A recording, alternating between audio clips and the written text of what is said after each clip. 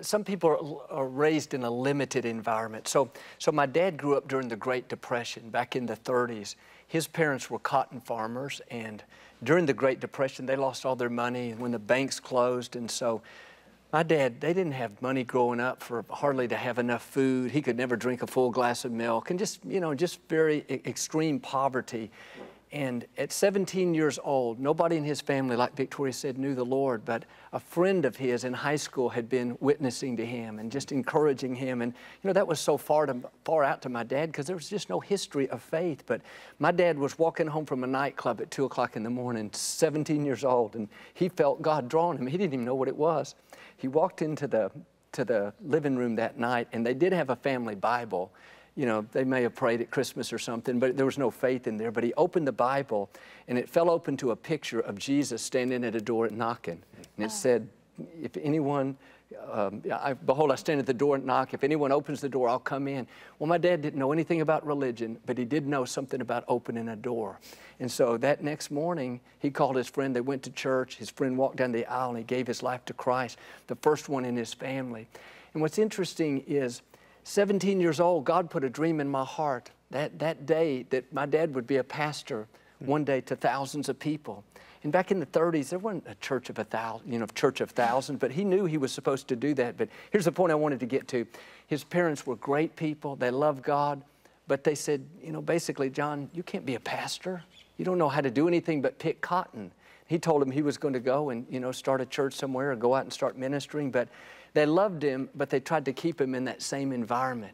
At 17 years old, my dad hitchhiked, and he went out and started preaching in the senior citizens' homes and on the street corners and things like that. And, of course, he honored and respected his parents, but if he had if he had stayed in that limited environment, I wouldn't be where I am today. Lakewood wouldn't be here. And I think sometimes our environment is limiting us, and people love us. People that are around you may love you, and it's always good to honor and respect them. But sometimes God's going to put something in your heart where you have to take a step of faith. Yeah. Where you have to say, you know what, they're telling me not to, but God, I believe you determine my destiny. And so my dad broke out of the mold. Even later in life, when he was pastoring Lakewood, or before he pastored Lakewood, he was pastoring a denominational church, and the same thing. It's a longer story, but my dad took a step of faith and started Lakewood. And I think sometime to really leave that legacy, you have to have a holy boldness. You have to be willing to take some risk. When you know God's putting something deep down in your heart, don't let people talk you out of it. Don't let doubt talk you out of it. Don't let circumstances talk you out of it. Take that step of faith, and I believe you'll see God open doors that you never dreamed would open, and you can leave a legacy of faith, something far greater than you've ever imagined. When you dare to believe, when you honor Him, when you keep Him first place, you don't know where God's going to take you. And even me, I thought, my dad would ask me to come up and minister when he was alive, and I thought, that's so funny because I wouldn't know what to say. I thought, I didn't think I could get up in front of people. I'm naturally more quiet and reserved, and, it was so far out to me. But when my dad died, sometimes God will use adversity to push you into your destiny. Right. Wow. I discovered gifts and talents in me that I didn't know I had. I didn't know I could get up in front of people. Even when I first started ministering, or a little ways down the road maybe, at first I didn't know what I was doing. Still don't know totally, but at first people would say, oh man, you're so good. You really know how to minister. I thought, I'm just talking to people. I don't know what they mean. But I realized, what? Somehow God gave me a gift to connect with people. So I'd say that, not to brag on me, but to let you know there are gifts and talents in you that you have not yet tapped into.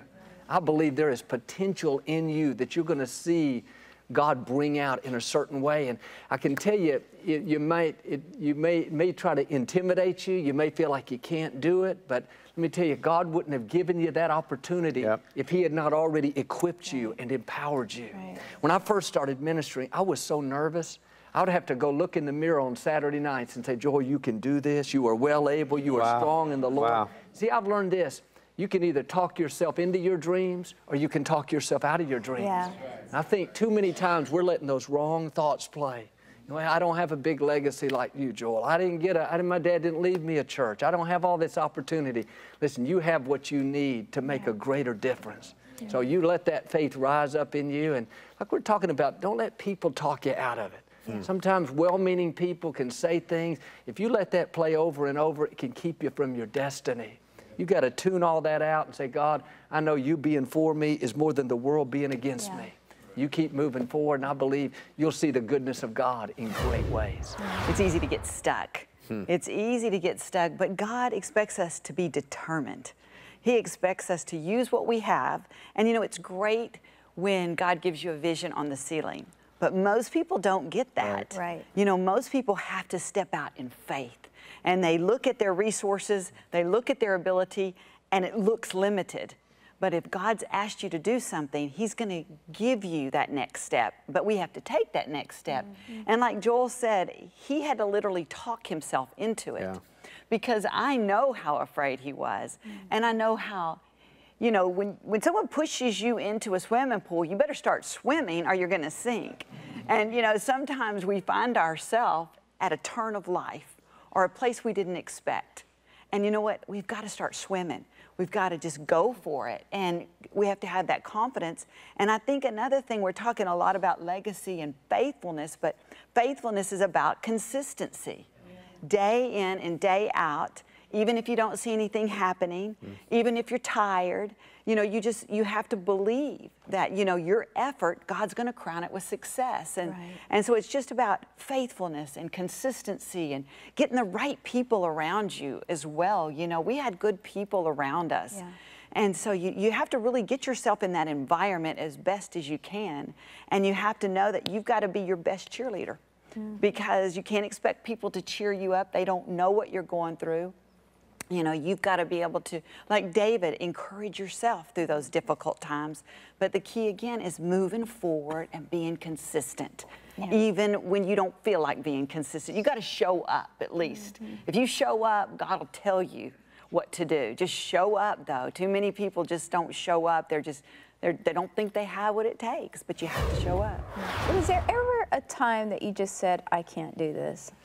I think there was times I felt that way, but I have a determination in me to kind of let that stir me to do it. But there were times I thought, I don't know what I can say this week, you know, especially early on, because, you know, I look back now and realize God gives you grace for every season. I was telling my kids the other day, when I look back, I think, how did I preach those first 6 months? I didn't know how long to make a message. I didn't know how to make a message, but there were times I thought, I don't know what to say this week. There's times I'd sit there and write for 8 hours and I'd get one paragraph.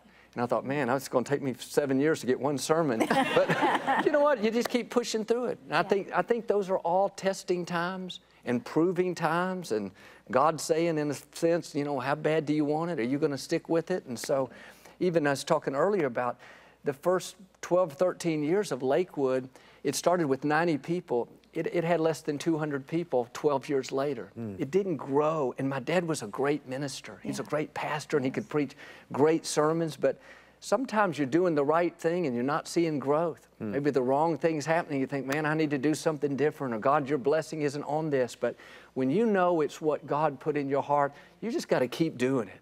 You just got to keep being faithful, and don't compare to somebody else, or don't let your thoughts talk you out of it. Because let me tell you, you'll come into a time where in 1972, it was like God opened a door and people started coming from Lakewood all over the place, all over the city. I believe you'll come into those times where you'll hit a moment, a destiny moment, where God will open up new doors, and you'll see growth that will make up for all that time that you feel like you're falling behind.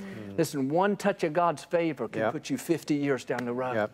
So you keep being faithful. And I think, you know, what's important is, you know, sometimes, you know, especially at the office, you know, you think, well, nobody's giving me credit, and everybody's, you know, people leaving me out, they're playing politics. But you got to realize you are not working under people, you're working under God. Promotion doesn't come from people, it comes from the Lord. And I've learned this, when it's your time to be promoted, all the forces of darkness cannot stop what God has in store for you. People can't stop him, your boss can't stop him. I mean, we saw that with the Compact Center, Matt, when God opened that door. We had all kinds of opposition, big companies against us, but you know what? It's like David versus Goliath. What God has ordained for you is coming your way. Thank you, Lord. You just keep being faithful, and we saw, you know, companies that should have got the Compact Center, but through the favor of God and through God changing people's minds and just supernatural things, it fell into our hands, and here we are never dreaming we would own a basketball arena.